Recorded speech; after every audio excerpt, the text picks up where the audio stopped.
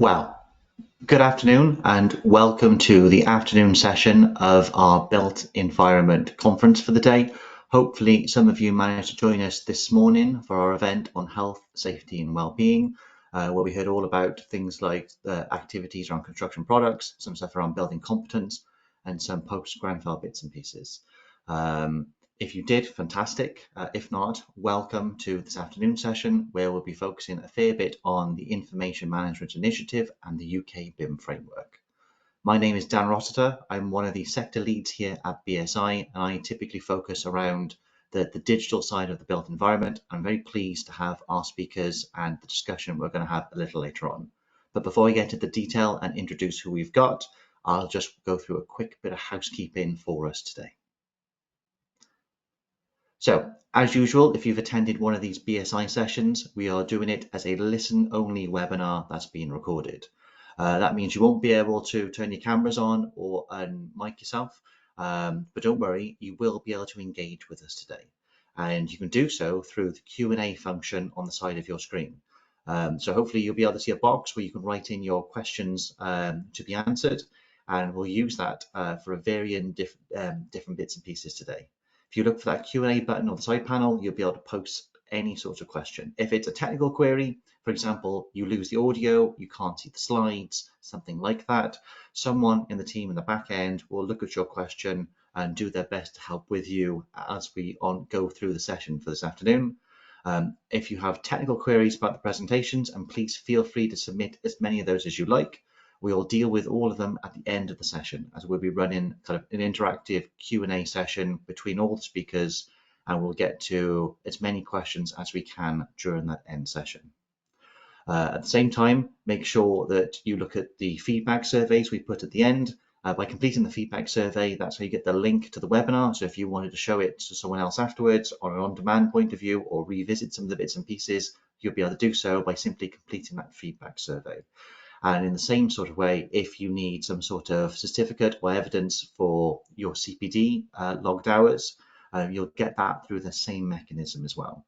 So hopefully that tackles some of the main points. So if you want to get to the slide, see any of the content afterwards, get that CPD certificate, all you need to do is fill in the feedback survey that you'll receive at the end.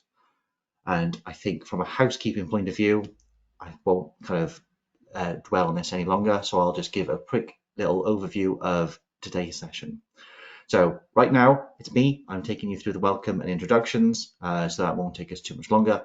And then what we're going to do is have Jordan Brock here. Jordan has been heavily involved with the work around the Information Management Initiative. He'll be able to give you all the details.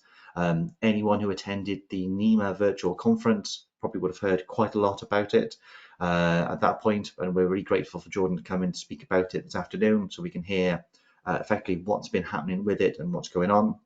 And then from there, we're going to slightly do a more kind of deeper technical dive into the different elements of the UK BIM framework, looking at what they are and how they potentially could be influenced by what's happening with the initiative. First off, we'll have David Churcher. David's going to be speaking around the standards, and in particular, what's happening with the 19650 series and other bits and pieces. We'll then have Mo, who's going to come in and talk about the guidance and some fantastic work that's been happening there to update and rationalize it. And then we'll all come together to answer any of the questions that you guys have submitted to us during those three presentations. And then at the end, I'll hopefully try and sum it up with some key points and insights that might have come out from the day. And to be honest, that's probably more than enough from me. So what I think I'll do is I will introduce our first speaker in that way. So if you could sort of please virtually welcome Jordan Brock, Associate Director at Atkins Realis, to talk to us about the Information Management Initiative. Thank you for joining us, Jordan, and over to you.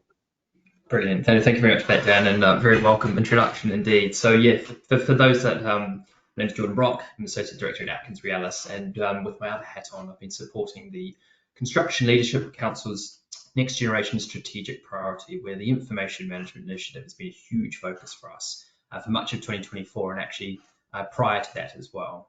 So as Dan's alluded to, over the next 20 minutes, I'll take you through a bit of a whistle-stop tour, just outlining the initiative, including the problem statement, the proposed intervention, desired outcomes, and the proposed route forward. So if we just move on to our first slide, please, Sam. Amazing. So just really to kind of set the scene and the tone a little bit, and I'm sure many of you already on this call are well versed in everything information management, but just as the refresher, the BIM Level 2 mandate came into effect in 2016, real build up from the BIM task group, which started from 2011. The mandate was then restated both within TIP 2030 roadmap, but also the construction playbook, and it really just underscored reflecting the shift to the ISO 19650 standards, and includes reference to both the UK BIM framework, which in terms of today's presentation will be very much a key focus for us. We just move on to the next slide, please. Fantastic. So hopefully this slide, and for those, as Dan said, you've probably seen a lot of this material if you attended the NEMA virtual launch. But over summer 23, we were really being challenged through the CLC in particular, but also through kind of other assets and avenues that we were hearing, that in reality, the mandate, as it was in TIP Annex B and currently still is, wasn't really landing. It wasn't well known, and it wasn't being formally mandated. There was an impression that as an industry, we were really focusing on information. We weren't thinking enough about data. We really wanted to move forward to a common data framework. So people still connected BIM with design and construction rather than talking of whole life of the built and managed environment. And throughout our many consultations and through feedback, we were constantly hearing around the benefits that were being poorly articulated, and that the standards and guidance weren't being helpful enough for those of you to really unpick and lay out a clear framework for the where do I even begin. And finally, there's a further acknowledgement and indication that a lot of people still feel, in fact, that the large part of the industry as a whole is still in its really early phases of digital adoption. So through the CLC Next Gen team in collaboration with NEMA, the solution that we launched on the 7th of November at the NEMA virtual conference was the Information Management Initiative, with the overall aim to enable the integration of data and information across the whole life cycle of the built and managed environment, enhancing collaboration, efficiency, safety and sustainability to meet the evolving needs of society, business and environment. Just move on to the next slide, please, Sam. So this brings us to the initiative itself and the overall approach. And I know there's been lots of conversation around kind of how we've got to where we are and very much looking at the look forward. So just to start kind of with the initial kind of phase is there's a huge recognition that's a lot going on. There's a lot that already exists and a lot that is currently being developed, but it's not necessarily in a consistent and coordinated way. So one of the things that we aim to do through this initiative, without taking over, is to help convene, connect, and facilitate and coordinate all those activities so that we really get into a position where we can realize the greater value and better outcomes which arise from this converged approach. So very much the outcomes greater than the sum of the individual parts. The sector-wide directive or call to action is absolutely not an edict, but it's really an indication of travel to get that converged approach. What we want to do is get industry to take the initiative.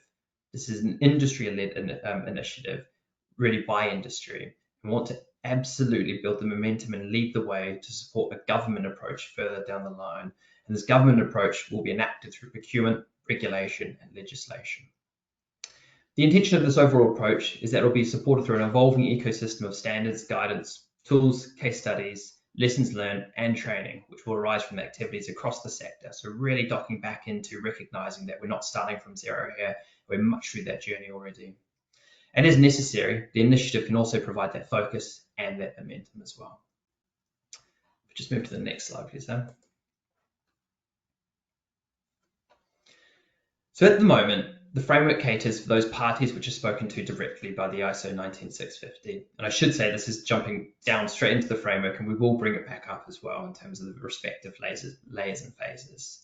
But so it's spoken directly to by the ISO 19650 and accompanying standards. But as part of this overall approach, we really want to open this up to reflect the different relationships across the sector by bringing on board the gatekeepers so they can influence and assure the parties to do and engage with the initiative to enable that convergence to a common approach. And we really see these gatekeepers as being the likes of the regulators, and we'll touch on probably some of the building safety regulator and the golden thread more specifically, but also the insurers and warranties as well.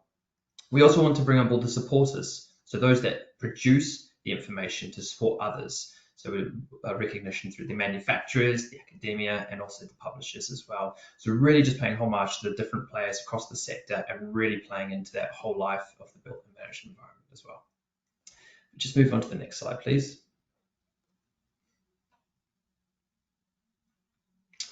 So what does the IM initiative look like for an organization? We've developed quite a structured process that will continue to evolve and iterate as we learn more, as we engage more, but really to support the engagement of the assuring parties, the gatekeepers and supporters, and making sure that their organizations as a whole are set up for success. We really recognize the challenge brought by expecting or trying to drive for running before we can even walk. So for the purpose of just illustrating how simple this process is, what I want to do is just kind of take you through a typical organization's journey, going from the left to right, and really just becoming kind of more ingrained and indoctrinated. And I think it's fair to say that many of the organizations that you may deal with are very much through that journey as well. So for step one, the organizations to become supporters and sponsors. Effectively, what we're trying to say is we recognize that the initiative is important. We recognize the overarching principles, and that's why we all understand it's why it's so important to manage our information and data better. So it's very much a recognition, this is the journey we want to go on. As part of step two, this is the sector-wide directive, which was alluded to before, and it goes into a bit more detail about some of the core principles around purpose, process, data and information principles, but most important, some very important recognition towards the upskilling and people side as well. And we'll come on to that in a little bit more time. As part of steps 3 and 4, and this is very much what we're branding as the organizational mandate, what we want to do is for organizations to prepare and issue their own internal mandates, which they control. At the end of the day, it's their businesses, it's their teams, and it's their people. And what we want to be doing saying is, right, now we need you to fulfill those principles that you've signed on to through the call to action and through the sector directive, but also there's very specific rules relevant to the organizations which will come through the framework. So very much a top-down, bottom-up cohesion as they come together. Whether organizations sit within the sector, so wherever they sit within the sector, I should say, whether it's in the whole life, whether it be in infrastructure, buildings, or whether it be in RMI, or even with its strategic planning, we will be there as part of that phases through 1 through 4, each and every step along the way, as we recognize that organizations and people are at very different starting points across their journey. And each of those journeys will look and feel very different for different organizations.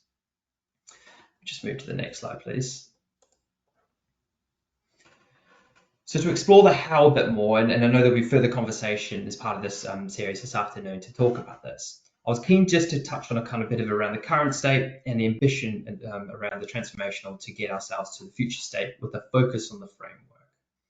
So to reinforce the message that as of today, the IMI framework is the UK BIM framework. And what this slide really tries to articulate is some of those desired outcomes as I've referred to. And there's a couple of key things that we want to draw upon, but also there's very much we will move as fast as we possibly can, but there's a correlation between funding, resource and support, which I'll come on to further down the presentation as well. But just to call out a couple of the changes in the pipeline, we really recognize that we want to build more generic IMI resources, which we're pulling from existing material, recognizing that we're not starting from scratch. So there's lots of material across the sector, whether it be, for example, the Scottish Futures Trust, the digital twin communities, or also the data management communities, but bringing that in specifically with the IMI. We're also looking to launch a bit of a navigator for a particular persona. I think one of the key things that we've recognized through this consultation and developing this initiative is that it's a very much what's in it for us, and each and every kind of role and persona across the built and managed environment will look and feel very different.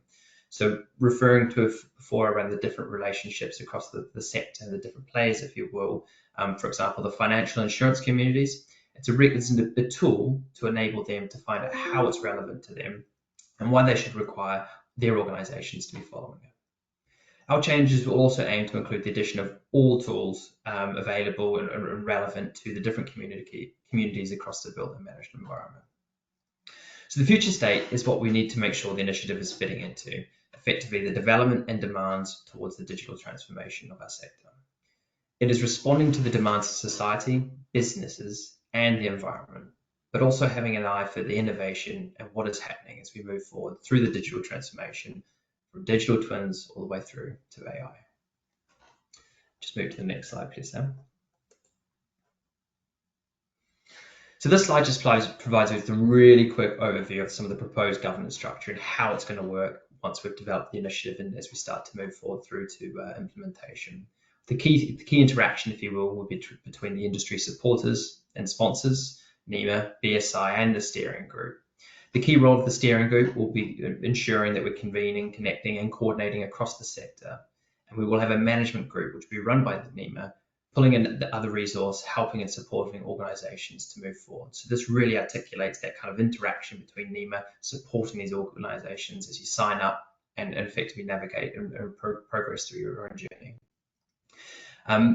But to re-emphasize, and I think just to really state that clearly, is this is really initiatives to help. It's absolutely not an edict, as I was alluded to earlier, and it's only going to be achieved if we as a sector as a whole will have the framework and ensure that we are set up for success, developing appropriately the resources and coming forward with some of those tools and materials to offer up and demonstrate the support that's truly required. Move to the next slide, please, Sam. So as mentioned before, we absolutely recognise that people and organisations have very different starting points of the journey. And this is just a slide effectively and a visual to kind of articulate some of the initial thinking around routes to kind of to the end state, recognising it's going to be a continually evolving journey. But what we do empathise and work with is there are shortcuts. We're not starting from zero. And I think one of the key things that we're trying to articulate through this is technologies that are available, for example, more of a kind of a plug and play kind of attribute, rather than having to kind of start from zero and effectively reinvent the wheel each and every time. So for instance, we could have people starting to look at the old PAS and BIM level 2, but making the framework more accessible, we can help them move forward faster through the journey and making sure that they can leverage and really articulate kind of the tools that are out there available for them to use. So in its initial thinking, and just really want to kind of share that is absolutely the way we're viewing this. We are very much developing kind of benefits mapping and tools to kind of support why the investment is so important, and we'll come on to benefits shortly as well. We just move to the next slide, please, then. Awesome, and like that, benefits. So I think one of the biggest things that we're really coming across is because it is an industry-led initiative, that we recognise that for this to really work, the carrots or the benefits for organisations to sign up and enact their own mandates must be significant and relevant for their investment.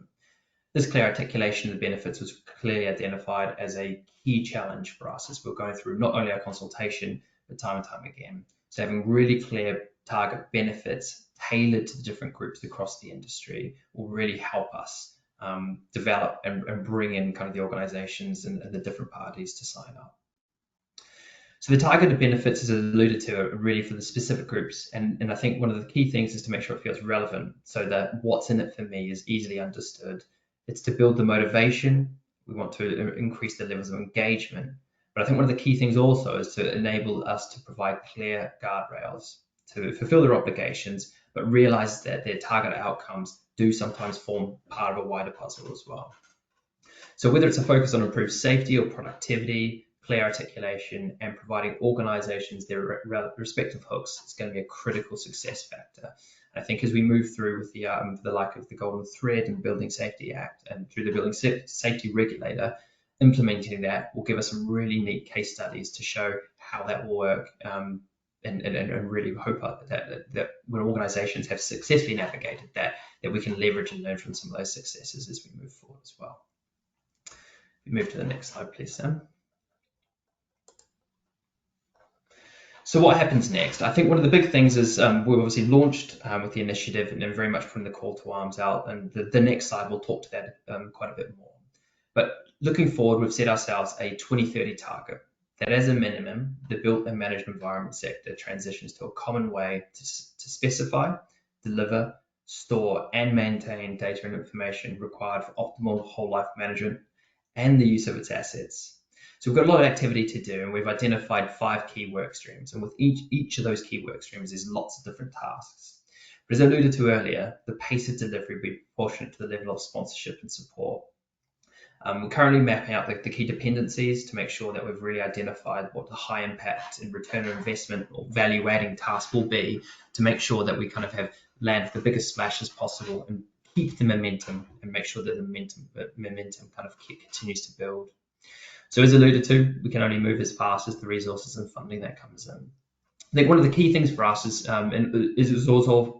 also the mandate side of things. So how do we get government to mandate, with the ambition being we build enough kind of momentum and groundswell with industry to really make it easy for them. But concurrent to all this activity around the framework development, the funding and sponsorship conversations, the initiative development and engagement, we will be continuing to talk with government on how they can incorporate these requirements within their legal and regulatory frameworks as well. But if we just move on to the next slide, please, Sam. Amazing. I think I'm moving through this at record speed, so apologies. But what can you do today effectively? So this is very much the call to action. So I think I've talked on quite a lot around it. The success of the initiative is really down to making sure that we have a convergence of all these different approaches and buzzwords. We need to establish the common approach. We need to think that the way we're going to do this is by building a general consensus. It's all about relationships, connecting, coordinating, and a pulled effort really from industry. One thing that's been repeatedly coming up through the consultations is around the standard data and information approach that is driven by purpose. What information is needed, how it's going to be delivered, how it should be maintained, and where and who should have access to it. And these are fundamental principles all within this call to action.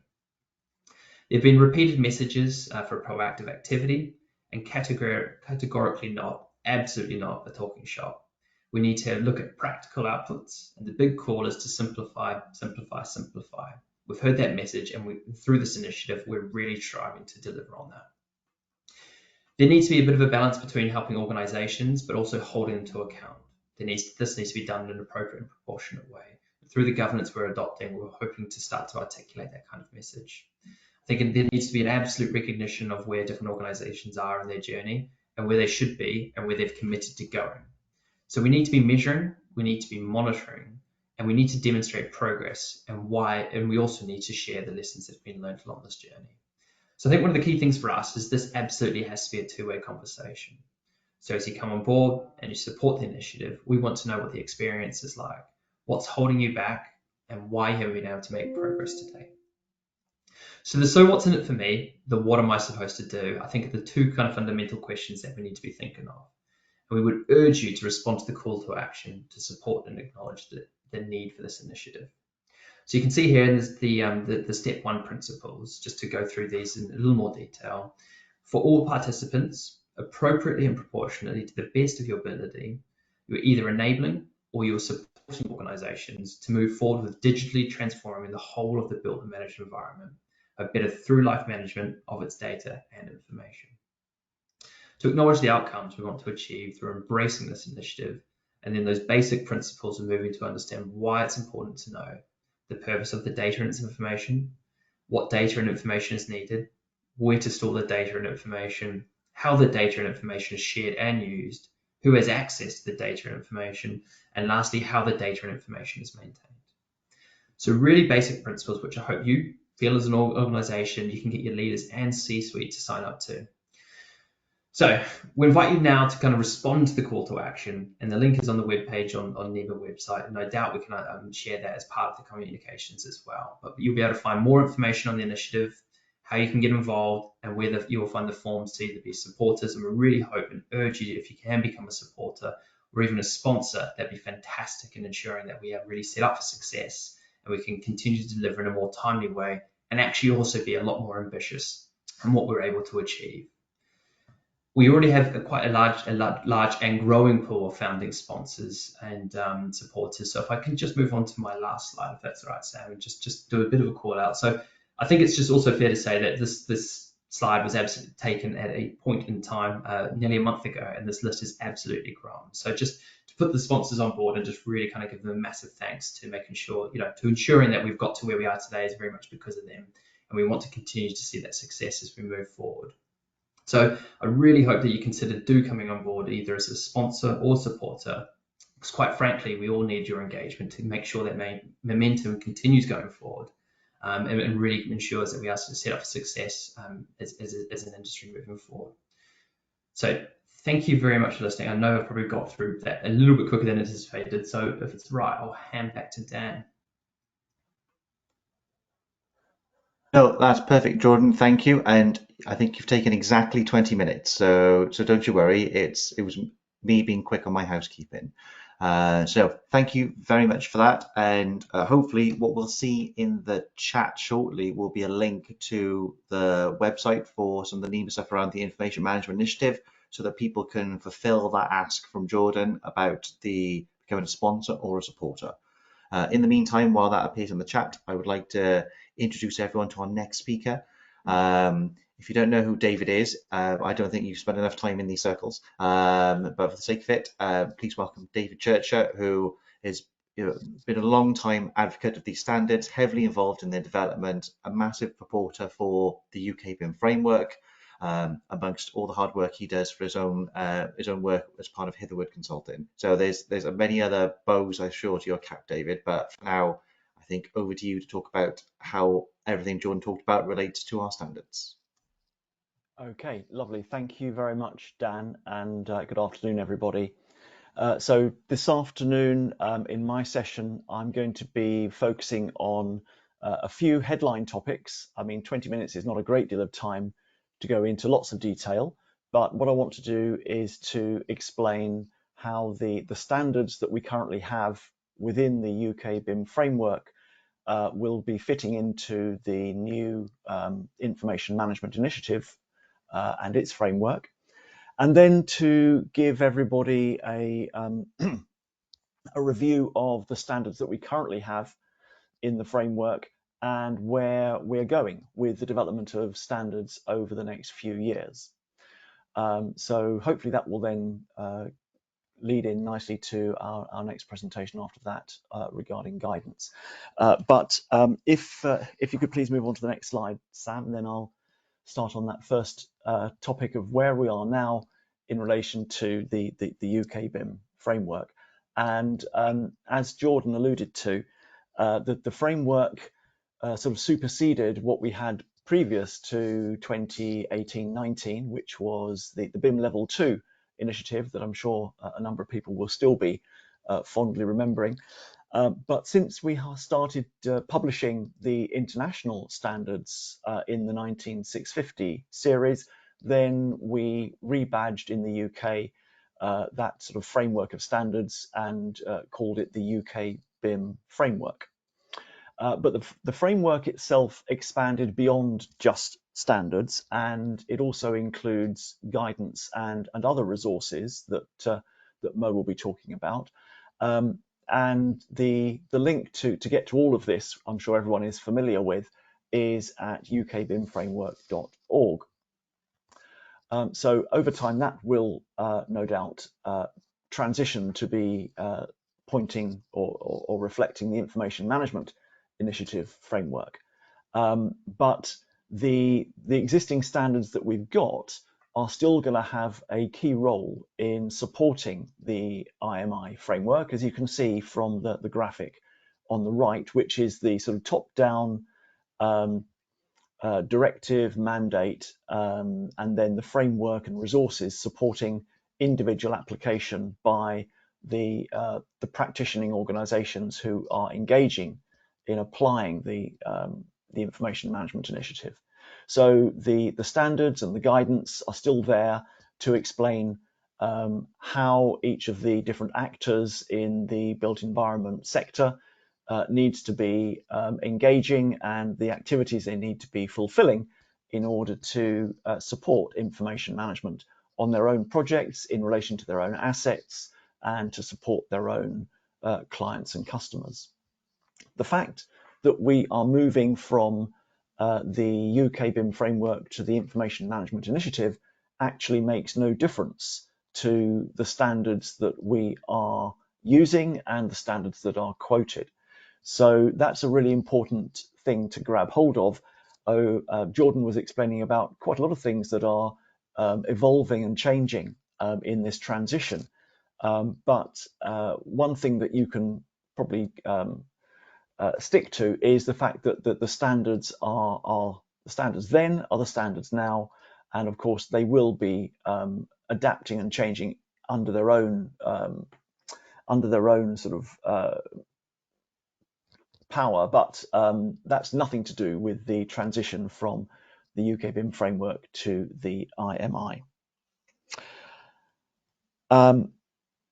Yes, thank you. I think that probably covers that slide. If I could move on to the next slide, please. And this, I'm sure, will be familiar to most people on the call, but I thought it was worth just reiterating the current standards that we have in the framework. And because this is a UK BIM framework, then all of the references in the left-hand column are to the UK published versions of the relevant standards, especially where those are international. So you can see we have the BS, EN, ISO designations for the first 5 standards in that list.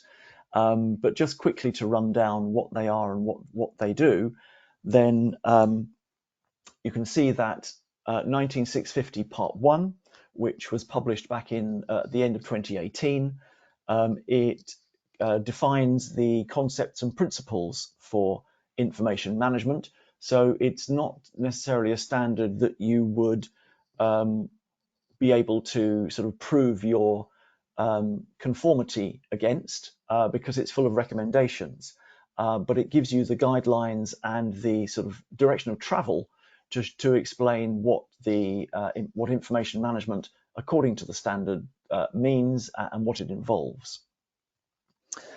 And then we get parts 2 and 3.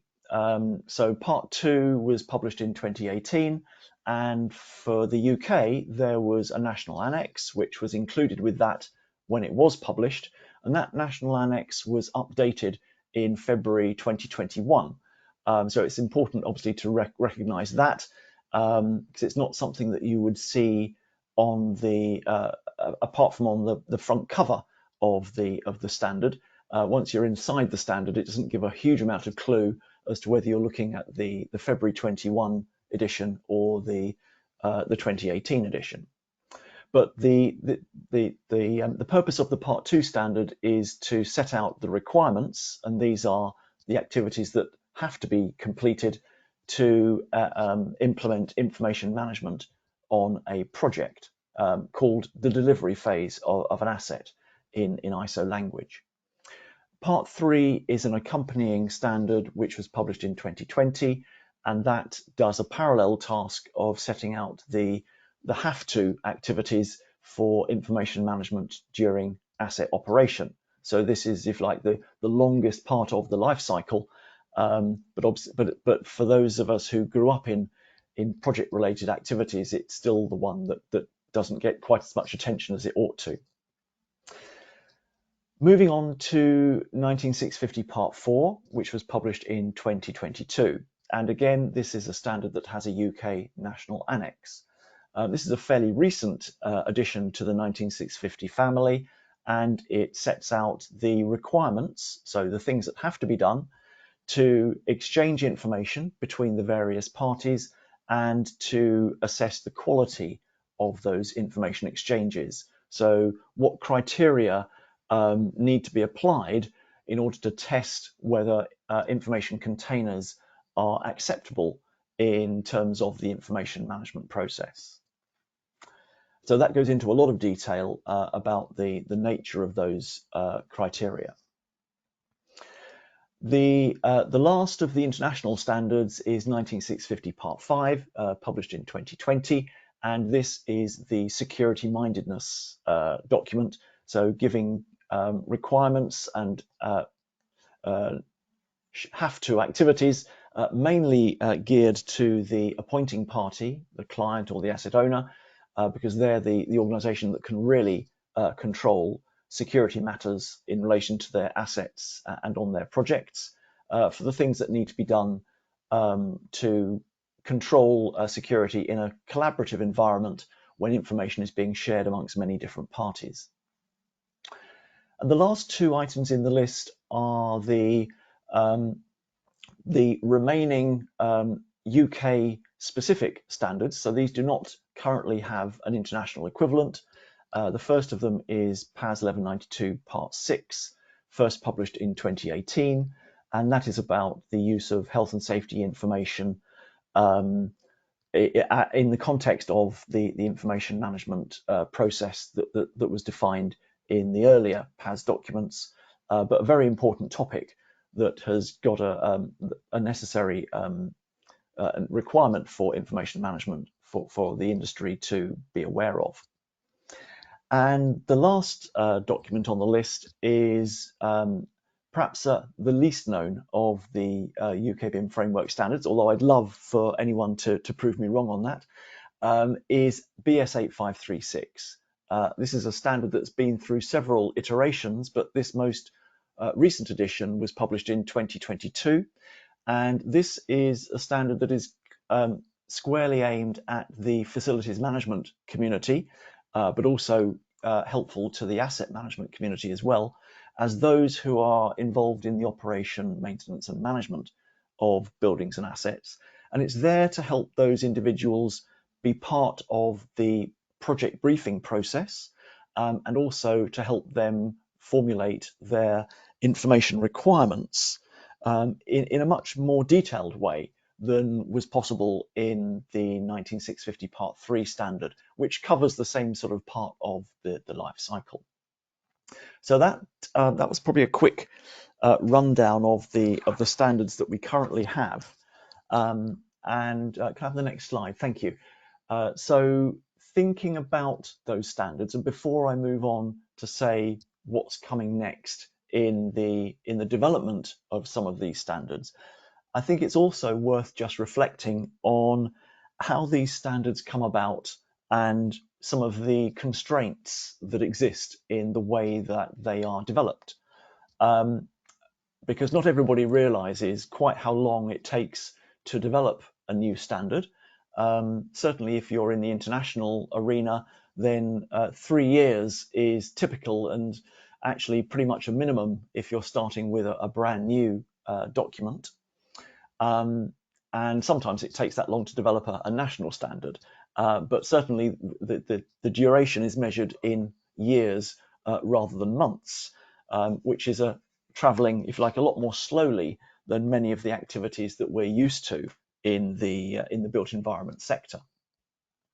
I mean, national documents can be developed more quickly, and there are some BSI-related standard types that are designed to be developed more quickly, such as the PAS documents or FLEX documents, in order to be able to respond to changes in the environment and changes in the need for standards more quickly than that sort of 3, 4, or even longer time scale.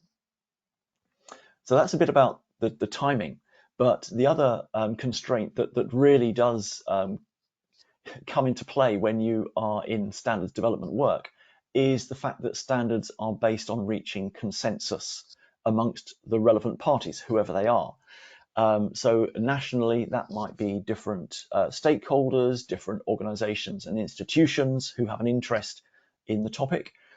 Internationally, it is different countries who participate in the relevant committees and working groups.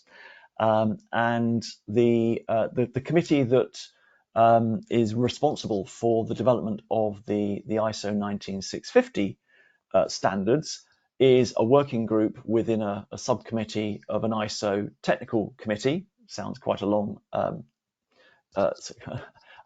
thread, but there are at least 15 or 20 different countries who are participating in that work, and potentially dozens, maybe reaching nearly to 100 different individuals who can participate as well.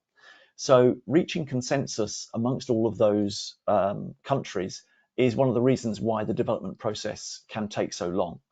And it also means that no single organization or country is going to get everything they want out of that development process. And that goes specifically for the country that might have proposed the standard and probably even offered up their own document as the first working draft.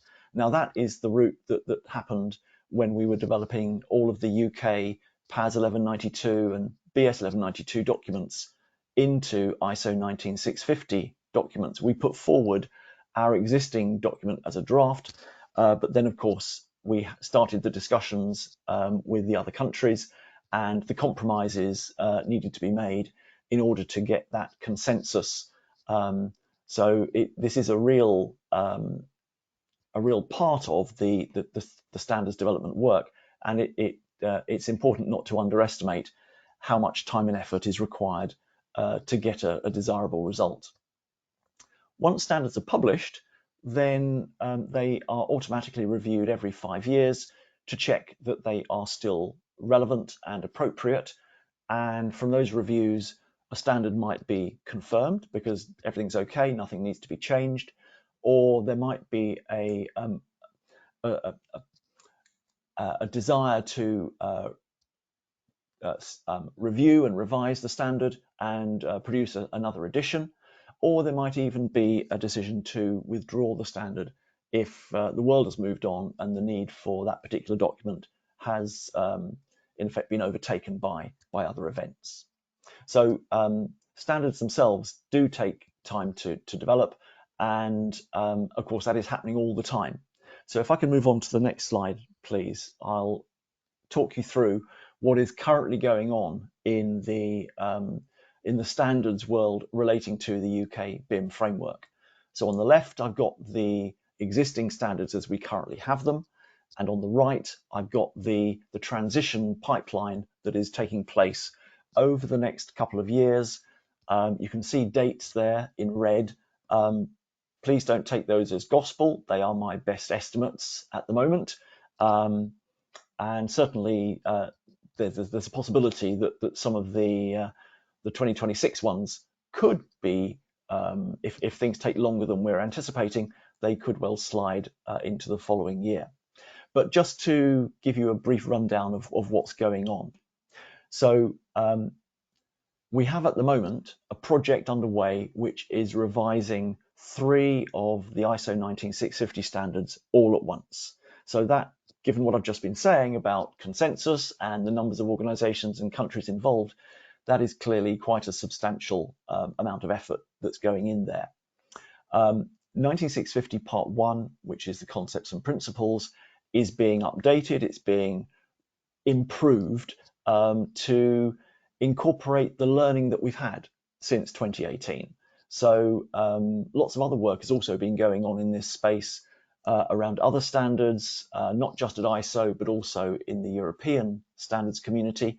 And so we have a lot more understanding, a lot more appreciation of this world now. And so we can improve and polish the concepts and principles, hopefully to make them more logical, more understandable, and easier to get the message across. The second standard in the list, which is Part 2, is actually where probably a lot of the big changes are currently happening.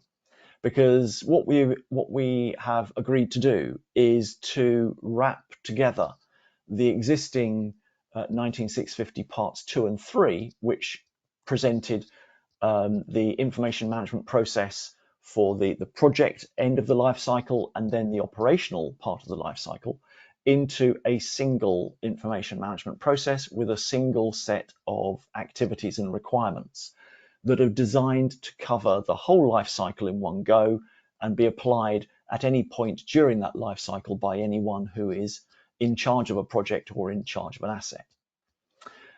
So it sounds quite easy, because when we looked at the two existing standards side by side, we could see that there was at least 90% of common clauses in those standards. So it seemed fairly straightforward to propose that we would wrap them together into a single process.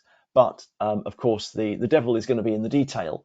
And so we'll have a lot of interesting discussions, I think, over the next year or two to actually really work out how this can be best presented so that the industry as a whole can pick this up. Firstly, not be too shocked by things that have changed from what they're currently used to, but also have a process in place which will work with them no matter where they are in that asset lifecycle. So what that means is we now have a gap in the 19650 sequence, and part 3 is being reimagined so that it will now present some implementation guidelines. This means it will provide, if you like, some high-level guidance to how the information management process can be implemented in different situations. So some of those will relate to when in the life cycle you happen to be. Some of them will relate to what scale or complexity of project or asset management you're involved with. Some of them will be about explaining how the information management process reacts to the complexity of a team or the simplicity of a team. So we have the opportunity to put a little bit of a bit more flesh on the bones of the requirements in that new part that's coming through in part 3. The last thing to say in this pipeline, of course, is that the existing PAS 1192 Part 6 has been developed into an ISO equivalent over the last couple of years. It's actually very close to the end of its journey, and it is due to be published, I think, fairly early in 2025. But again, please don't take my word for that. Please wait for it to be published by BSI in due course. And this is still focusing on health and safety information, but it's important to point out that the new 19650 Part 6 has been designed to be an add-on to the existing processes that are captured in 19650 Parts 2 and 3. So it's not intending to be a from-scratch process for health and safety information. It is intended to be an add-on to what we've already got. So that hopefully will be coming out in the next few months. There are, of course, lots of other standards that are being developed and have been developed, but they're not included on this slide because they're not directly related to the UK BIM framework. But what we are trying to do is to make more sense of the standards that we have as we update the existing documents to make them easier to work with and easier to cross-refer. Can I have my next slide, please? So there are opportunities now that we are getting some changes in the standards to try and make them more joined up from a 19650 perspective, to make them more joined up with each other. Obviously, the existing part 1 was written before, it was written at the same time as part 2, but it was written before parts 3, 4, and 5 and 6 were published, and sometimes before they were even thought about. So they don't actually get much of a mention. So we have opportunities to sort of correct that. And we also have the opportunity to include a broader sort of suite of standards in the IMI framework, because we have a broad suite of standards from ISO and CEN, and indeed others that are within the UK, that have a part to play in supporting information management. So we have the opportunity to be more inclusive in the standards that we are referring to. And finally, the only last thing to say is this isn't really about standards, but it's the gap that standards leave because they take so long to develop and revise, is that real life and learning travels much more quickly than that. And so for me, this is one of the real purposes of having the guidance and the resources, because these are things that can adapt and be adapted much more quickly to reflect experience and learning than the core standards documents. So the triumvirate of the standards, the guidance, and the resources in my book is a really powerful suite of tools that anyone in the industry can use to support the information management initiative. And lastly, just move to my last slide, please, for me to conclude. So really, I think echoing what Jordan was saying, we currently have the UK BIM framework. We will have the IMI framework. From the standards perspective, it's all the same. Don't get worried about that. But of course, the standards that we do have are always in motion, albeit very slowly. So do keep checking back at the framework to make sure that you know the current position with the standards that are out there and published. Thank you very much. Hopefully there have been some questions from you in relation to that, and I'll hand back to Dan for the next speaker. Brilliant. Thank you very much, David. You'll be pleased to know we have had a range of questions through. I think some of them being answered as you went through your presentation, which just shows maybe how well you've made the presentation, that they're asking the questions you're about to answer, but also some that we will address in the Q&A. So thank you very much for that. So in leaving us and teasing the Q&A, we've got one more slot first. So you've heard from David talking about the standards, and of course the UK BIM framework isn't just a list of standards. There is a wealth of community developed guidance that an awful lot of time, sweat and tears has gone into to be developed. I think is really the cornerstone of what we offer as part of the UK's approach. So I'm very excited to hear from our final speaker now, from Mo, CEO and co-founder of Mortar, who is also working very hard in helping the UK BIM framework to improve the user experience of the guidance, to the way he's been helping. So I'm very looking forward to hear what Mo has to say. So I think, Mo, over to you, fella. Hi everyone. Thanks Dan for having us. Thanks BSI for having us. Really good to be with you all.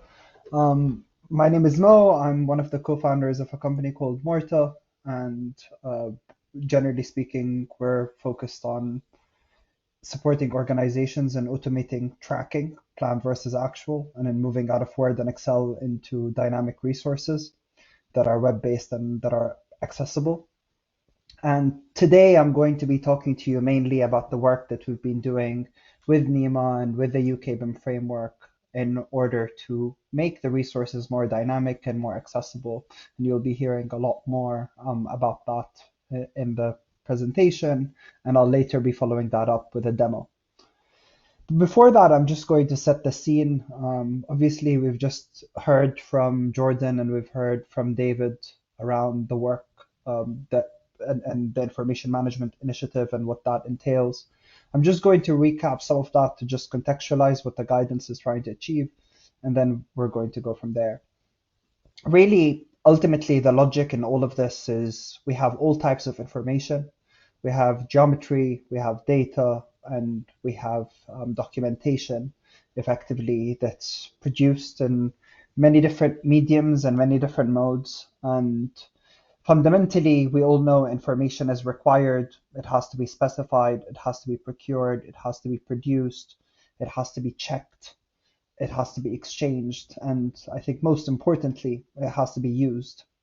And really the goal of the framework is to make it very easy for people to ultimately specify the information that they need and to put it to use ultimately. And especially now, taking into account the digital age and digital transformation and things like AI coming about and people talking about that, how do we actually make all of this more useful and make it more robust? Now, the UK BIM framework obviously sits within the context of the construction playbook and the transforming infrastructure performance roadmaps.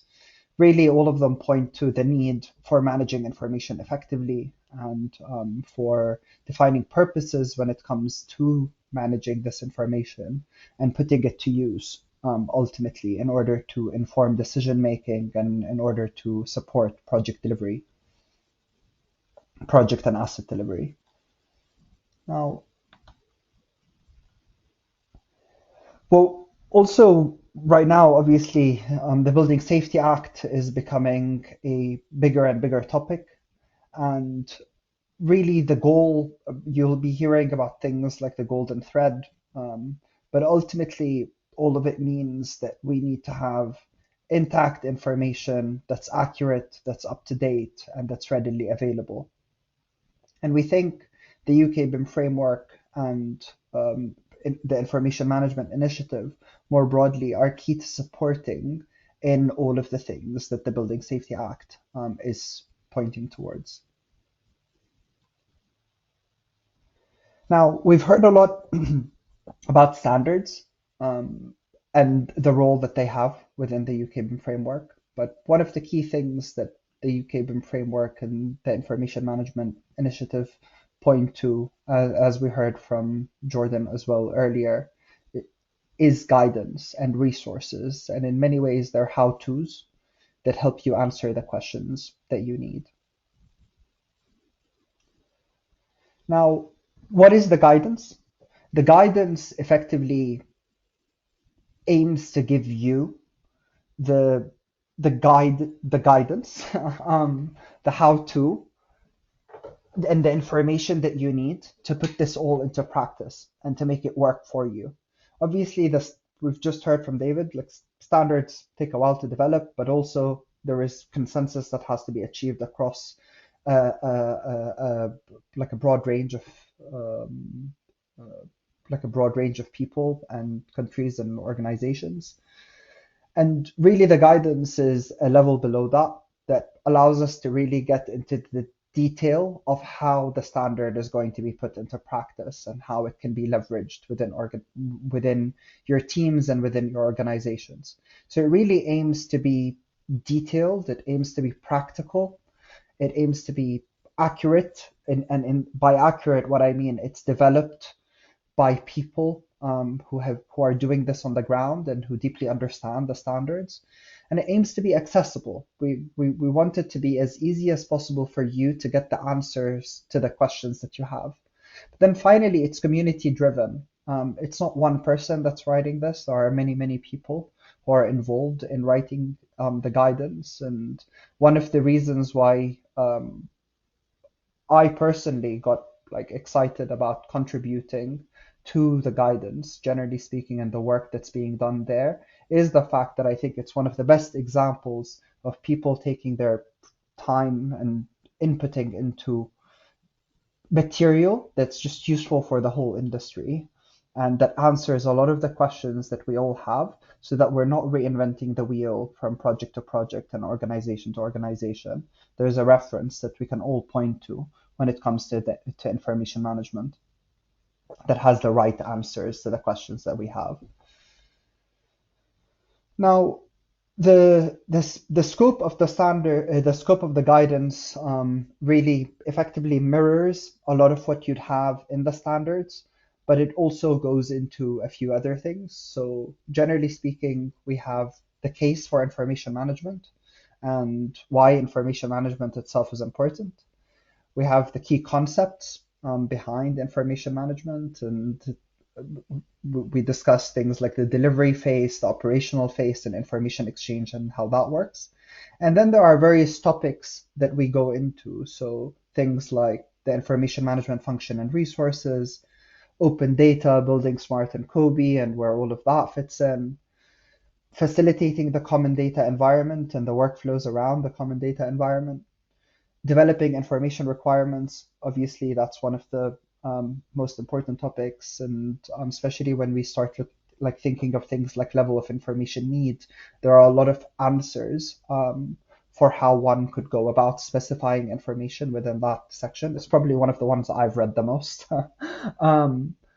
Tendering and appointments is another section, and then finally information delivery planning. Again, a section that, like for me, is dear to my heart, because I think information delivery planning is by far one of the most important areas within information management, and like ultimately tracking that information is being delivered. So really the guidance aims to take the different aspects that are relevant to you and to contextualize them and to give you the answers that you need there. Now,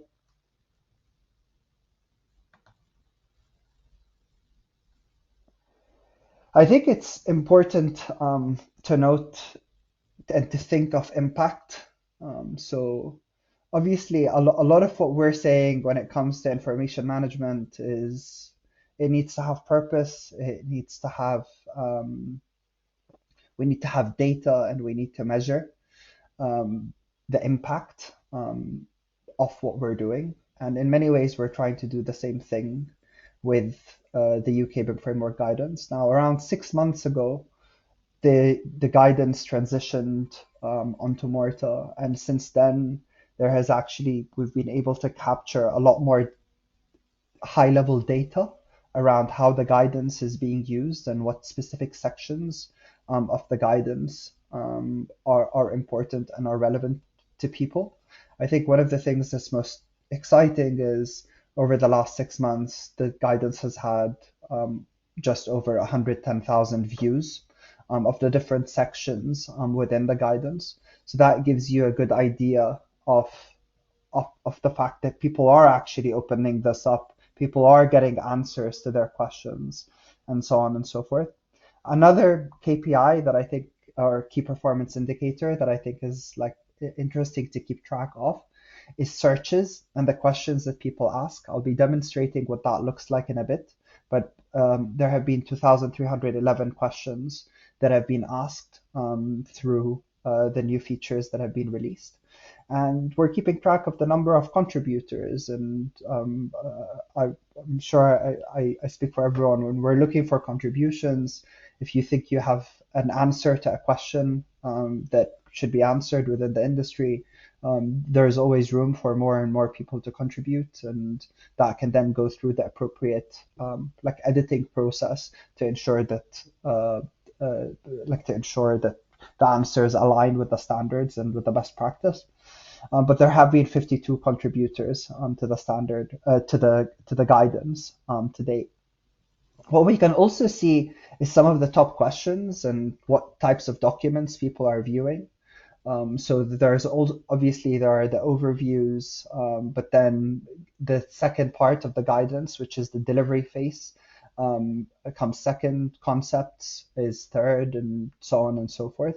But what's also really interesting is seeing what the search query topics are about. So even though LOD is being phased out and is being replaced by level of information need, that's still something that people ask a lot about. Naming conventions, I think everyone always wants to figure out what naming conventions are and what they have to follow. And then there are a few other things like MIDPs, COBE, EIRs, and the CDE are all examples of questions that people have, and they're things that people are trying to figure out. So this gives us this gives us and gives the guidance team effectively an idea for what are the topics that we need to be answering and that we need to be providing more information for. Now, previously, the guidance was initially produced in PDF, but over time, what's happened is that's been replaced by a web-based resource, and I'll be demoing that in a second. That's hosted on Morta, which is the platform that we provide, and that's there for the community and for communities who wish to use it for the benefit of the industry and who want to share knowledge with the industry. And I think there are no better example than the UK BIM framework guidance and what's been developed there, as I just mentioned. Now, what I'm going to do is I'm going to give you a bit of a live demo for what that looks like and how you can benefit from it. So I'm just about to share screen, if you can bear with me.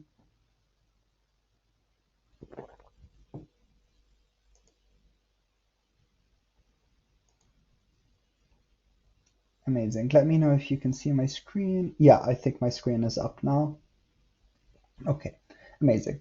So generally speaking, I think the first thing that I'll note is people do not need access to the platform or anything like that. It's just a link that you get from the UK BIM framework website that has been pointed to earlier.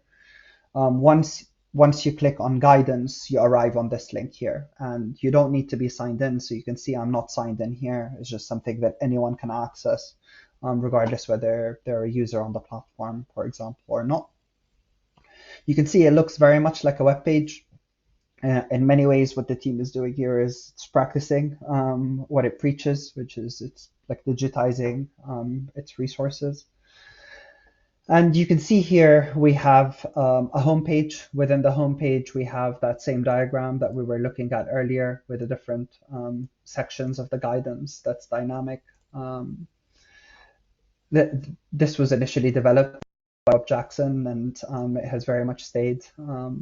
What you can also see is there are various sections here, like the message from the chair, some of the different sections that we have within the guidance, and so on and so forth. You can also see things like impact metrics, like are there and like can be viewed, and so on and so forth. Now, what you can then also see is we have the different sections. So let's say you wanted to learn more about the delivery phase. I can click on that and I can then see the different sections that I have here. I can navigate through any of this and I can see all of the diagrams that we have, and so on and so forth. So this shows you how that works. Ultimately, if you wanted to navigate it with a table of content type thing, you can just click on these and you can navigate really from here, and you can get to the appropriate section that you're looking for.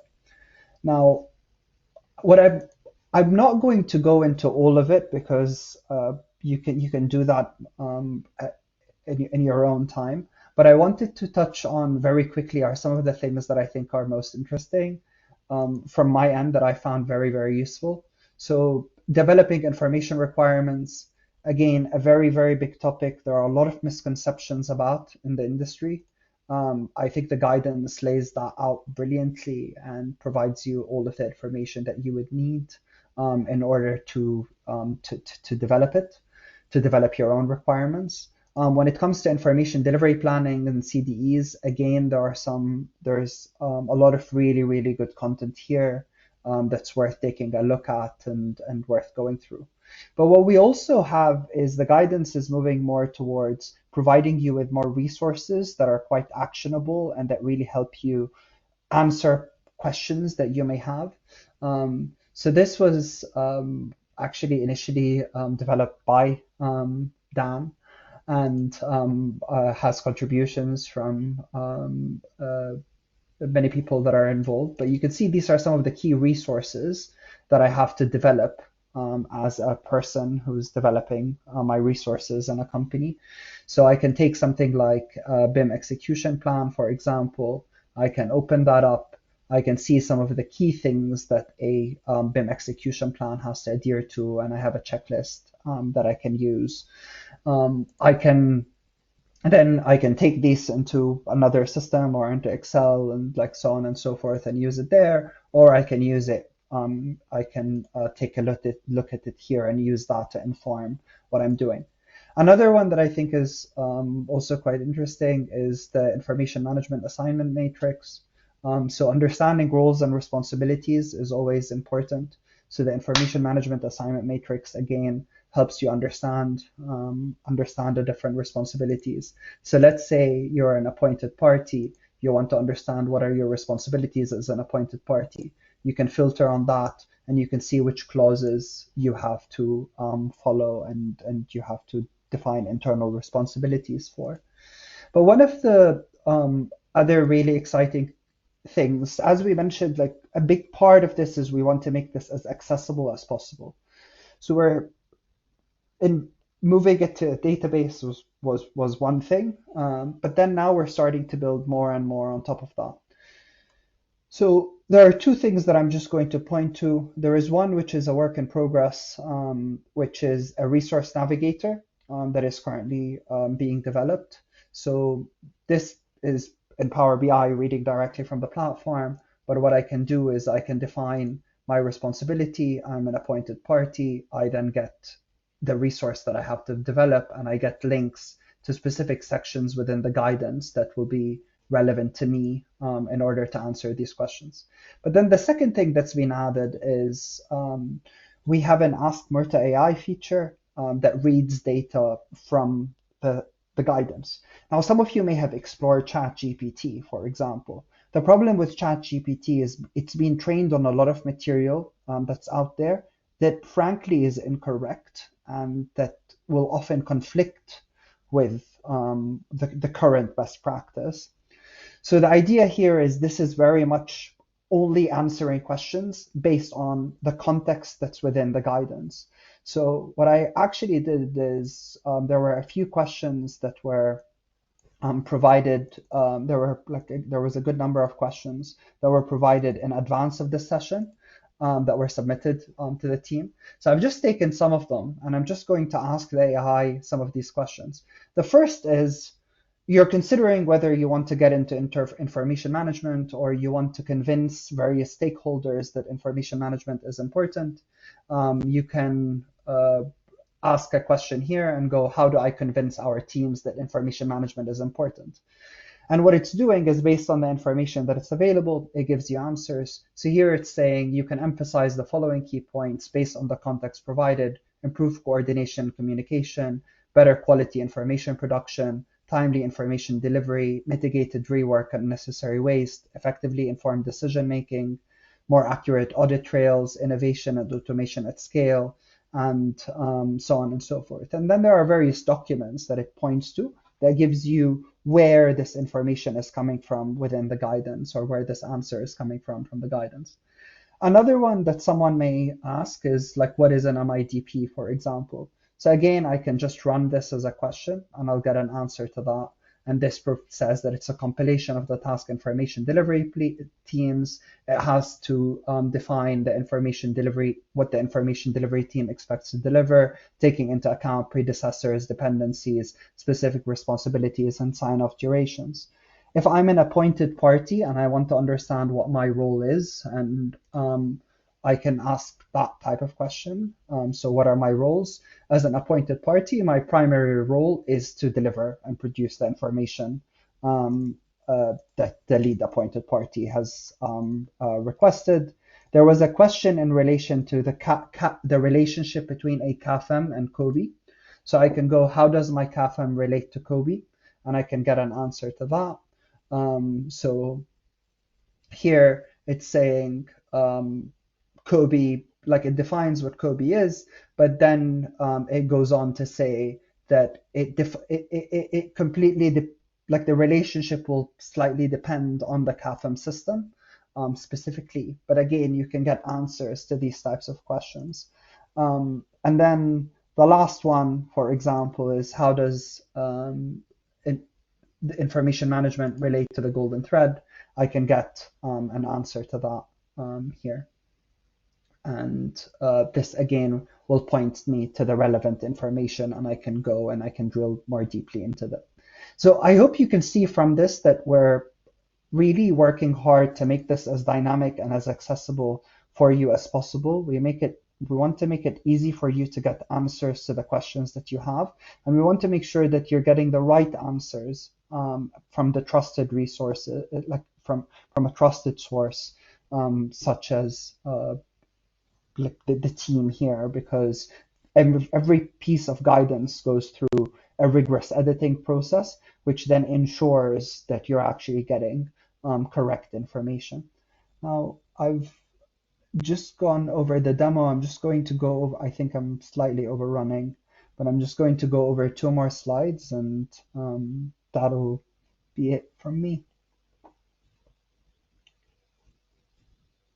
Amazing. Now, there are also additional resources within the guidance. There are templates, for example, for the information protocol, but there are also other resources that we point to, like the ones being developed by the Government and Industry Interoperability Group and others. And the last thing that I just want to end on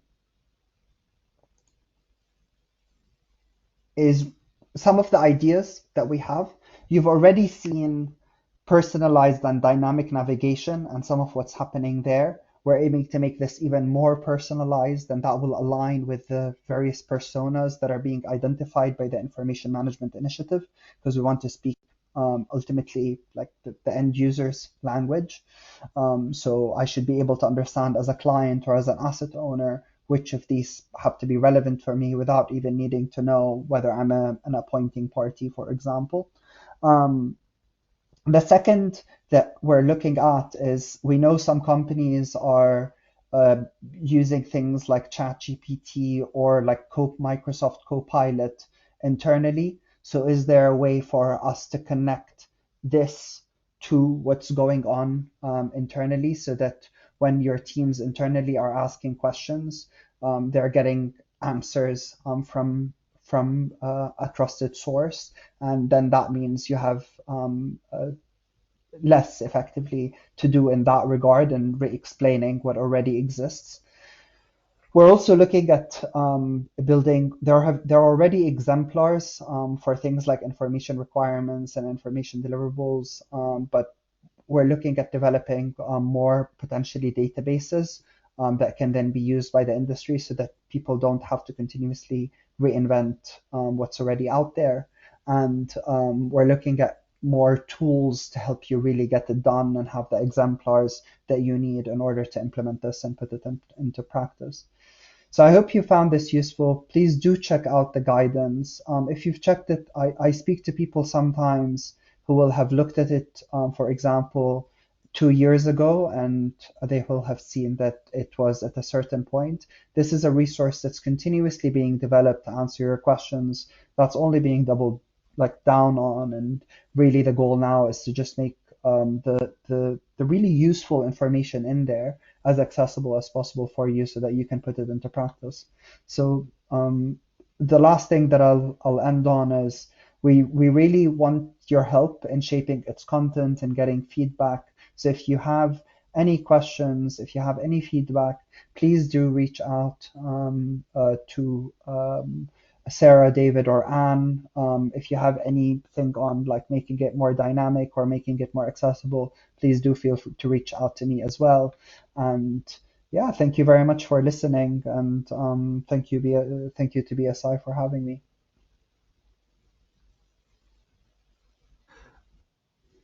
No, and equally, thank you, Mo, for joining us. If I can invite Jordan and David to join back on, we will, I think, move to the Q&A portion of the session. And you did run over, Mo, but I will forgive you because you've helped answer one of the questions that have come through. And, one of the questions that came through was asking about how people can contribute to the guidance itself. And I think you've more or less summarized it there on your last slide, which is get in contact with David, Sarah, or Anne. And obviously, Sarah and Anne, unfortunately, weren't able to join us today. But between getting into contact with one of those three is probably the best way to get involved. I understand it. I'm getting nods. That's fine. Yeah, There we are. absolutely. Thank you, David. No, good. We've had a raft of questions in, which is good, and I will do my best to go through this in a fairly logical way. But equally, make sure that you throw your own questions in if there's anything that you guys would like to know listening. And we will start off, I think, with you, Jordan. Obviously, with this morning, there's been a lot of talk around health and safety, and Building Safety Act stuff has been quite rife this year. And it's almost a two-parter question. The first part is, I think people are trying to understand the link between the Information Management Initiative and what's happening with the Building Safety Act. I don't know if you can speak to any of that. And then there's also been a separate question through asking about the relationship between the Building Safety Stuff and 19650 Part 6.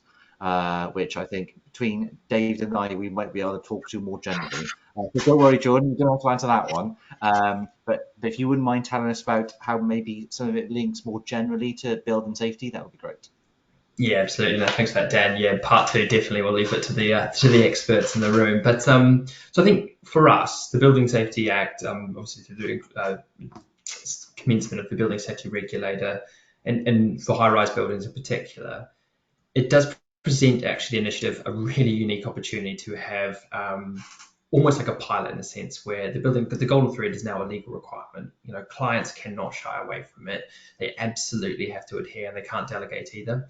And the requirements for the golden thread are really clear. And when you kind of go through them, one of the key ones absolutely is everything must be digitized, electronic format. And I think when we start kind of exploring other requirements around purpose and making sure that data is accessible, it is transparent in the right way and transferable, interoperable. When you read through those kind of principles, they absolutely align with exactly what we're trying to achieve with the initiative itself.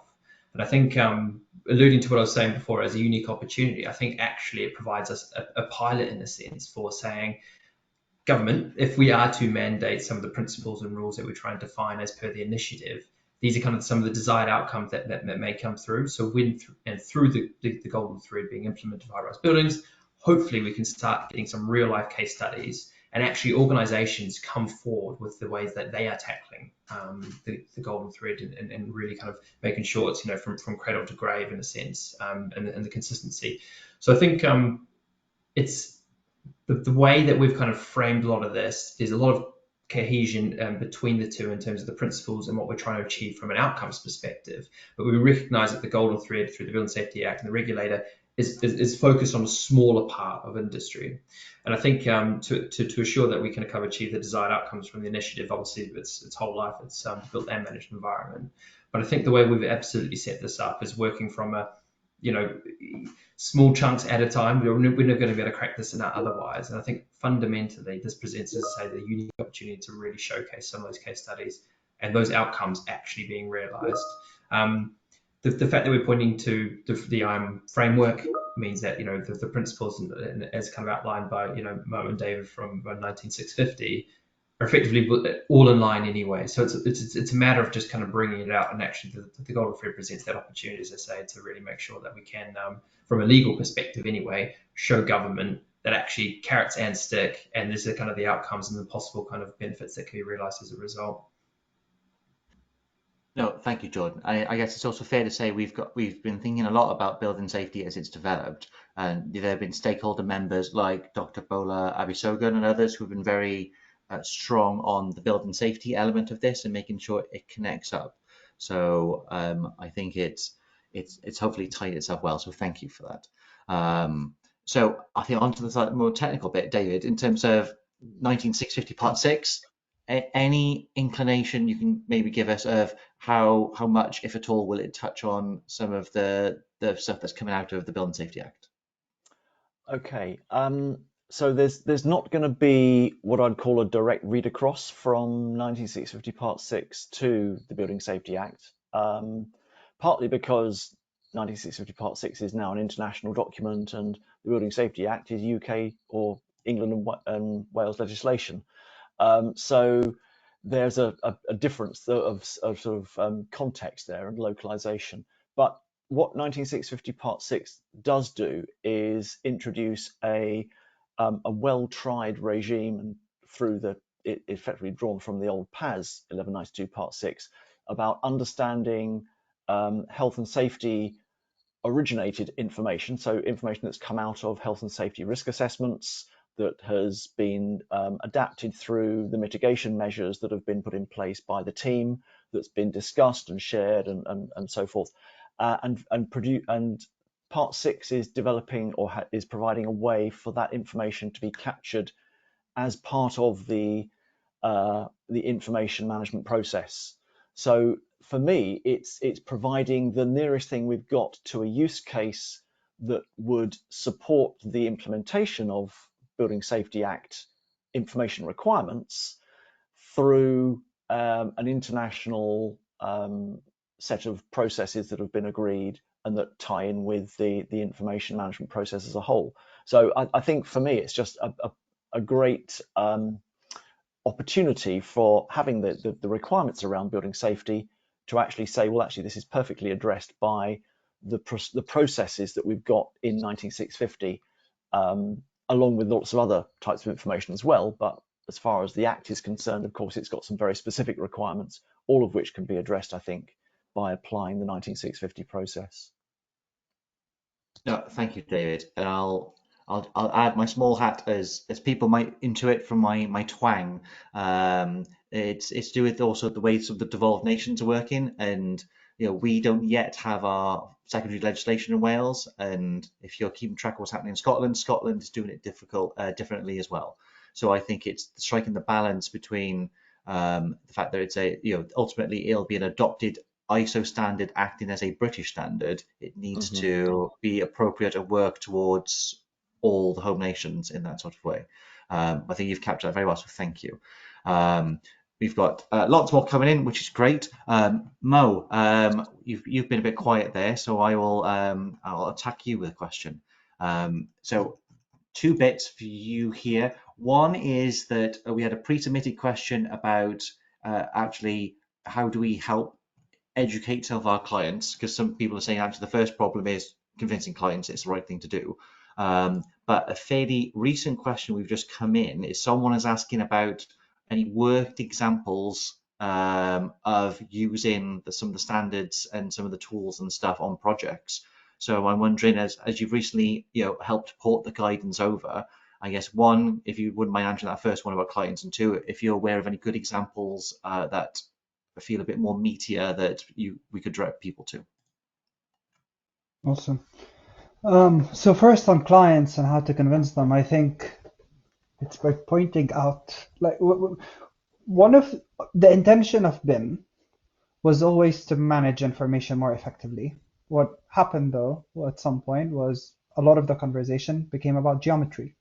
What's happening now is it's been reframed to information management. And when it's reframed to information management and you put it in that language, that basically means they need to manage documents, they need to manage data, and they need to manage geometry. Now, if you start asking them these questions, they'll all have contractual deliverables that they're asking for example. So they are already specifying what documents have to be delivered in every single construction contract that exists in the world. When you start looking at data, every single team has Excel-based trackers where they're collecting data. So they actually do that on a day in every single day. And when you look at geometry, some people need geometry, some people don't need geometry. So what's really, really good about this transition and the focus on information management and the work of the Information Management Initiative and the work of the 19650, like the suite and the standards, is the emphasis is on information, and people already manage information. Every single person. I was speaking with someone the other day, and they were saying everybody is an information manager. Every single person needs information to make decisions. All that we're doing here is we're just coming up with a more structured approach to join up this information together so that they don't have to duplicate that information over and over again. But I think ultimately it comes down to, if I'm a quantity surveyor, I need certain information. If I'm a design manager, I need information. If I'm a quality manager, I need information. If I'm in sustainability, I need evidence that I'm meeting my carbon targets, and that's information. And the more we relate it back to what people are trying to get done and their day-to-day work, and the information that supports them with that day-to-day work, the more likely they are to just go, yes, I want to do this. I don't think the way about it is just, I want to do information management for the sake of it or for the sake of complying. I think that could be a starting point in some cases. It's ultimately there to support what people have done, just make it much, much more efficient and much more reliable. That's really what the standards are trying to do, more than anything else. So that's on how to do that. Sorry, I'll interrupt for a second, because I actually think with Jordan, obviously all the work that you guys do at Atkins, I imagine quite often, trying to help a client understand the need is probably something that you guys do quite often. So I'm wondering, how much did what Mo said there maybe chime with the way that you guys approach it, or do you have a couple of personal insights? Where you might have actually, this is how we've managed to get someone to realize actually what we're talking about is what they need.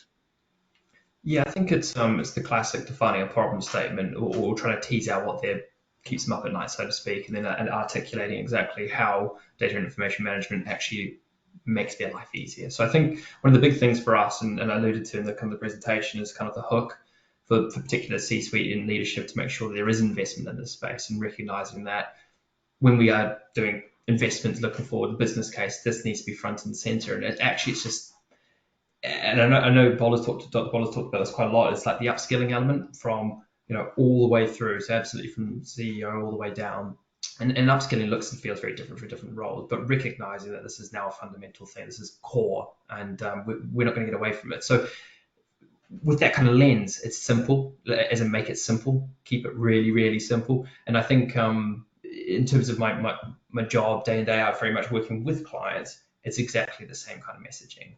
It's trying to distill what, classic complexities and make it really simple, articulate back to them. But actually from this perspective, it's the so what from if I make this investment, what's my return on it? And I think that's one of the big things that we've come up against of, if we don't have the stick from a mandate, government, rules, regulation, procurement piece, it's how else we're going to drive it forward from an industry-led approach, and that's absolutely the benefits. And that's why, alluding to like the golden thread, yes, it's going to force these kind of outcomes and case studies to hopefully come to light to demonstrate, look, they can do it, but actually we're doing it in this space as well, because we haven't actually legislated yet, but very much from a perspective of you make the investment, you can absolutely articulate that. So I think the call to action is one, obviously recognition of the principles and signing on to what we want to achieve from the outcomes, but actually bringing forward what you have done in that space as well to really kind of help sell the sell.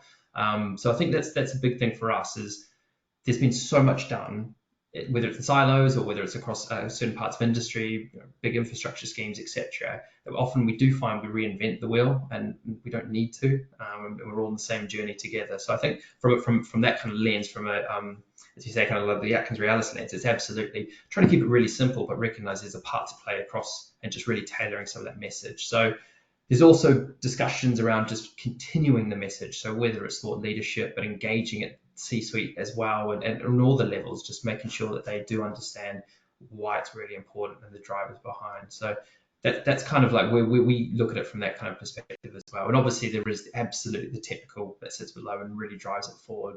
But from that kind of other perspective, you almost want them not to even know about 19650, but they're complying with it anyway because it's their bread and butter, if you know what I mean. So that's kind of almost the view, that they don't need to know the ins and outs, but they're aware through other avenues that they're, by default, they're actually compliant. If I can, I'll just quickly add on to that, actually, building on Jordan's point. One of the things, like one of the topics we're often involved in is information delivery planning and tracking. Okay. And design deliverables, handover deliverables, quality deliverables. What's really interesting is at some point, CEO of a company or CFO of a company gets a dashboard on Power BI that gives them the progress of design completion, planned versus where they actually are. Now, they don't really know, or they don't really need to know what's under the hood, but what they do know is now they can manage performance. They can understand where their projects are at and how they're performing, and that becomes immensely powerful. So I think it's just like exactly as Jordan said, it's not about going into the terms of 19650 or like any of these types of things. Is fundamentally we now have the visibility that we need to actually manage our projects better and to intervene when we need to intervene. And they've always wanted that. Every director, every manager, every client, they want to be able to understand how things are performing and to intervene when things are going off track. And ultimately, that's what all of this supports.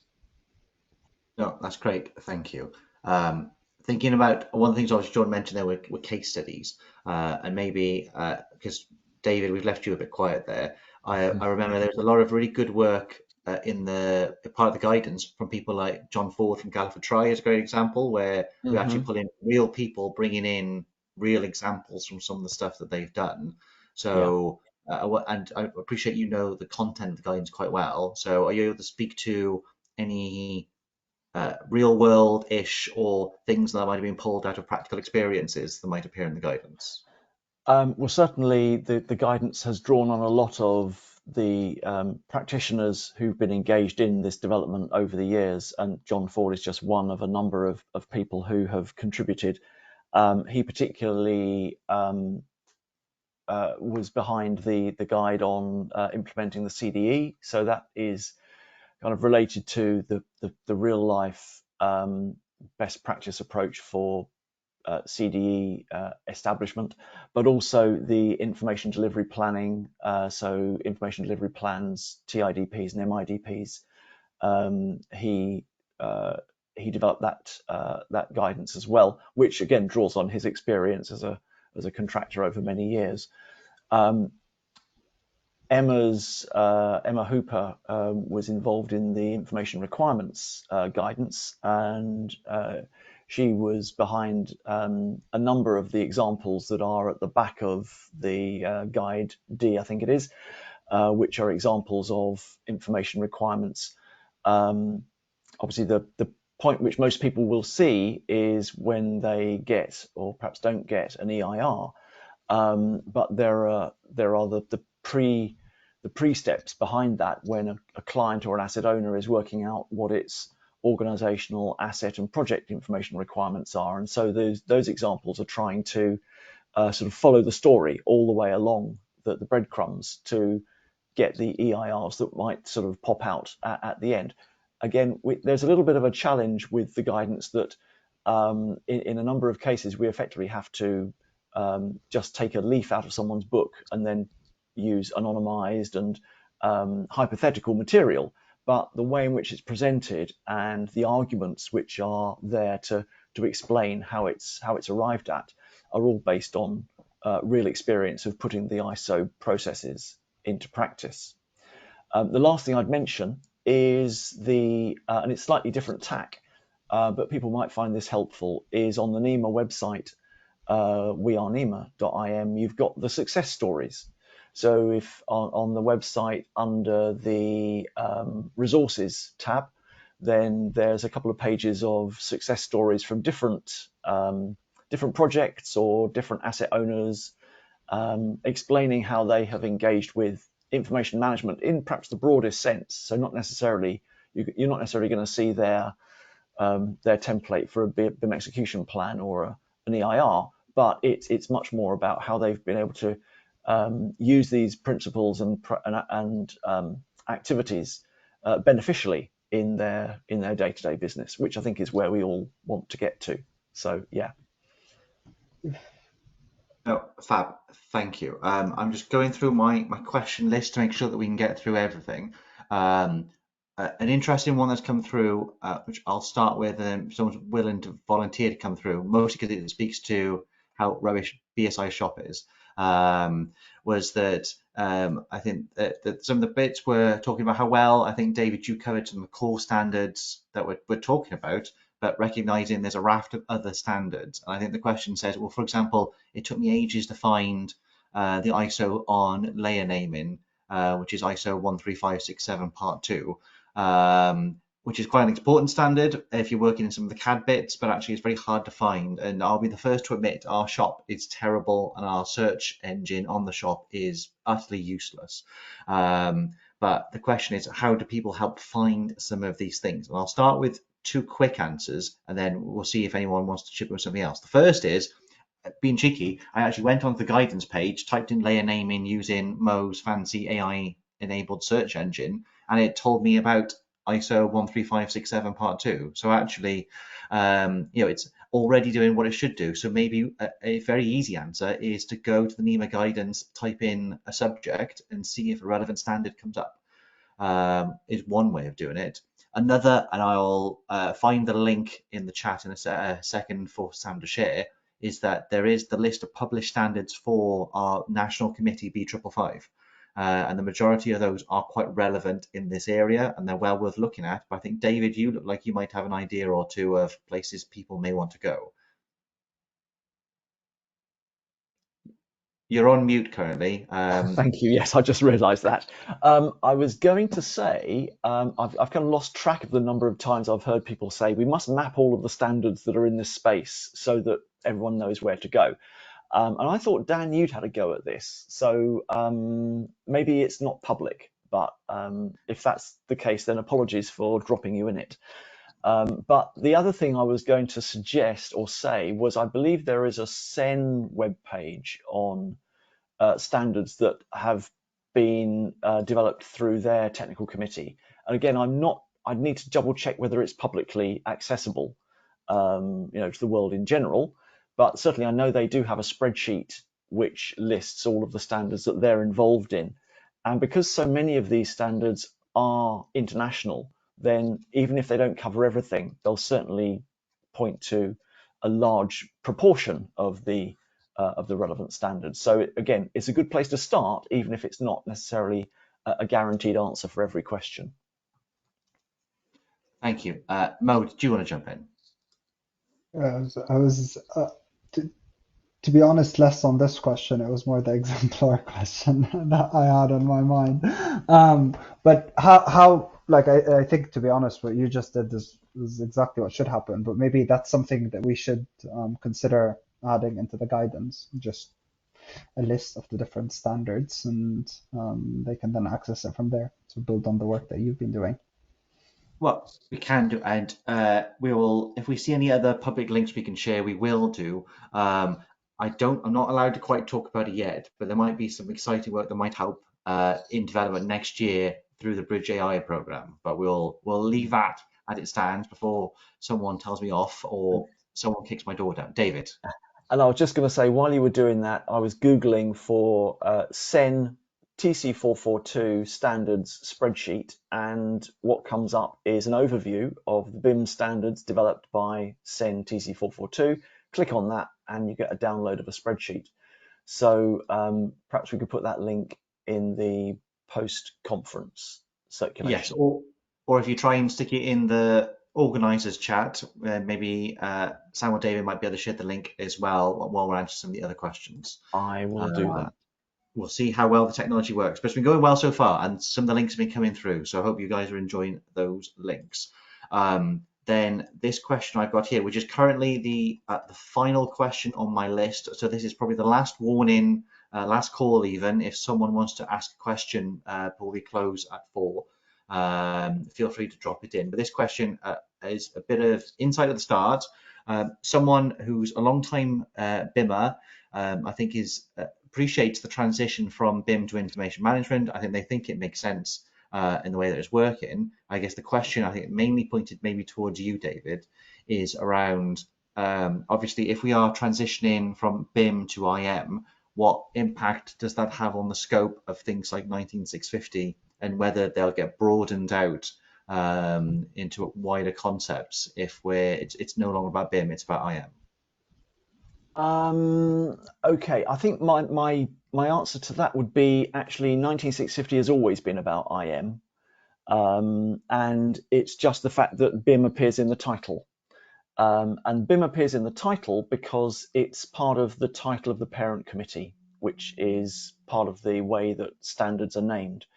So we never, even from the very early days of developing 19650, we were trying to downplay the kind of the originating sort of concept of BIM as a 3D modeling environment. And we always saw it as dealing with all information across the whole life cycle.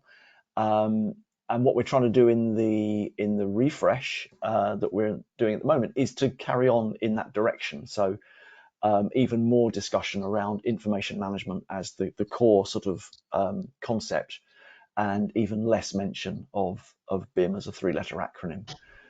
Time will tell whether we can actually eliminate it entirely, but until we come up with a new name for a BIM execution plan, and people, even when they're sort of that sort of old-fashioned, people get a bit sort of I don't know, irritated when names of things change. So who knows whether we'll succeed or not. But for me, I think we've always been in that place. No, brilliant. Thank you very much. I haven't seen anything else come through yet. So what I'll do is I'll make a promise to the attendees that any other questions you submit, we will put past the speakers afterwards and we'll get some answers to you if you happen to submit them. But for now, what we'll do is a quick tour de table around everyone to see if they've got any final thoughts or insights from today they might wish to share, and then after that, then we'll close the session off. So, and I'll probably go David, Jordan, Mo in that sort of way. So I'll start first by just saying, I guess, one, thank you to everyone, and well, as part of this, I think it's always interesting to see how, even though we talk about how static, and David made the point of, standards might take 3 years to write and 5 years to update. actually just how dynamic all the stuff we're talking about is, because by the time you have a suite of things that are slowly being added and updated, you have community guidance that's a lot more reactive and changing. Actually, it's really achieving what we set out, which was, instead of having hard levels that people follow, that we have an evolving good practice that kind of represents the zeitgeist of what we want people to do. And I think the presentations there, I think, have just helped show how responsive it can be, so it remained reflective of that zeitgeist. So I guess just thank you for that. And I think my main point will be, keep looking at the UK BIM Framework website, keep watching the I guess correspondence from people like BSI, NEMA and others, just to stay up to date with everything that's happening. David, over to you. Okay, thank you. One of the things which did just occur to me at the end when you said we've got no more questions was I thought somebody might ask about the forward direction of travel for BS 8536, which, when ISO 19650 Part 6 gets published next year, will be the last remaining UK standard in the framework. As far as I'm aware, there are no plans for that to be internationalized. And I was involved in the group that sort of revised it for publication in 2022. And I have to say that in its current state, it is incredibly UK specific. So it is difficult to see how it ever could be internationalized without becoming so broad and watered down that it ceases to become helpful in the way that it currently is. So if anyone has got that question in their mind, then I think the answer for me is that's going to remain as a British standard, certainly for the foreseeable future. That's the logic that I see happening. But nothing else beyond that. Thank you. Only just on that, as it's literally come through and you talked about it, there was a quick question. It's quite specific about some of the briefing process details in 8536 and whether they could be incorporated into part 2. But I guess that's your point of maybe checking the national nature of it against the international consensus. Yeah. I mean, 8536 is actually aligned to the Unified Plan of Work, which is reflected in the RIBA Plan of Work, and there's no way that would pass an international scrutiny to become part of an international standard. So at the very least, or very best, sorry, I guess it could probably work its way into a national annex. But while we've already got a national standard, we've kind of got that already. So yeah, I think we're probably getting as far as we can in the current direction for 9650 Part 2. 8536 goes into a whole load more detail, which I think is going to have to stay national from my perspective. No, that's perfect. Thank you, David. Jordan, any final thoughts from you? Not really, other than I hope you found the kind of the canter through the initiative and kind of the high level, if you will, working assumptions useful. And just a last plea and urge, if you will. There is a link in the chat I've seen posted through, so hopefully, thank you very much for that, Sam. Just please follow and do come on board as a sponsor and supporter if you kind of recognize and identify with some of those principles, and very happy to help as kind of navigate through that from an organizational perspective. So call to arms, big plea. That's for final passing thoughts. Cheers, Dan. Thank you, Jordan. And Mo, to finish off? Awesome. I think I'm just quickly going to pick up on the exemplar questions again. There are some client bodies in the UK that I think are doing really, really good work on setting like the standard for how these things work. Standard, I don't literally mean standard here in this context. But Ministry of Justice, very, very good example. Department for Education, again, very good example. And I think the work that they're doing is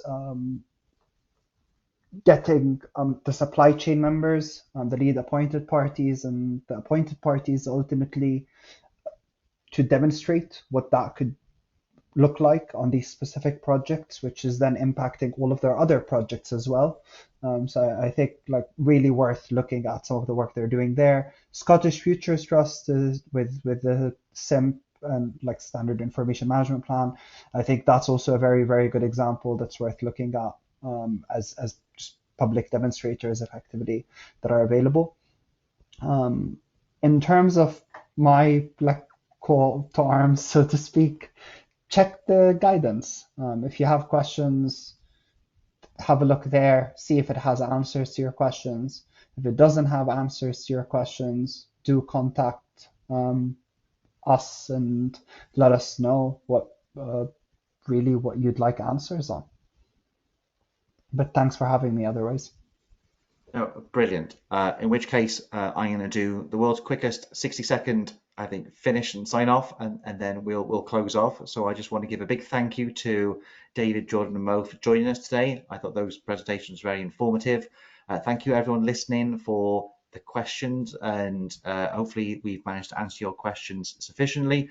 Please remember to fill in those feedback forms so that you can actually get access to the on-demand if you want to recheck anything or get your CPD certificates. And keep an eye out on future BSI events. As you're probably aware, we always do monthly built environment webinars that we've been doing at lunchtimes on various topics. They're always free to access, and next one I think is towards the end of January. So keep an eye out for when we advertise for those, as well as we talked about. Keep an eye out on any correspondence out of us, NEMA, and others. And of course, you can always follow us respectively on social media and probably point out a few bits and pieces there along the way. But otherwise, if we don't engage with you, I hope you guys have happy holidays, Merry Christmases, great New Year's, and all that jazz. Thank you for joining us, and hope to speak to you all soon.